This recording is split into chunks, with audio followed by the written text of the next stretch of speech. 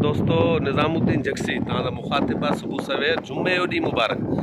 ॿिज पोखे वियोसीं ख़मीस वारे ॾींहुं ऐं जुमे ॾींहुं शाम जो वियासीं। ॿिज ॾिसो भला कीअं फुटा आहिनि, सारियुनि जा ॿिज ऐं नंढा आहिनि अञा। हीअ असां तजुर्बो कयो कच्ची मड वारो।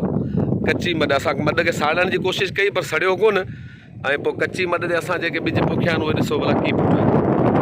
हीअ 20 x 20 जा ककर आहिनि। हिननि में हिकु किड़े ककर 2 किलो 2.25 किलो इहो ॾिनल आहे। पर मद जेका आहे असां सड़ी कोन हुई।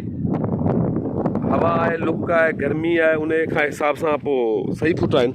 मुंहिंजे ख़्याल में जर्मिनेशन जो सही फ़र्क़ु आयो आहे, छो त हूअं बि ॿिज ते लिखियलु हूंदो आहे 70 खां 80% जर्मिनेशन। 70 खां 80% जर्मिनेशन जे हिसाब सां सही आहे।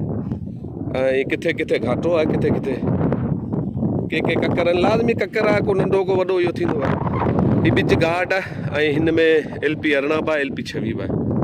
ठीकु आहे। अञा हिनखे असां यूरिया वग़ैरह कोन ॾिनो आहे, DAP ॾिनोसीं, यूरिया हाणे ॾींदासीं। सो महिरबानी दोस्तनि जो, अलाह ख़ुशि रखे।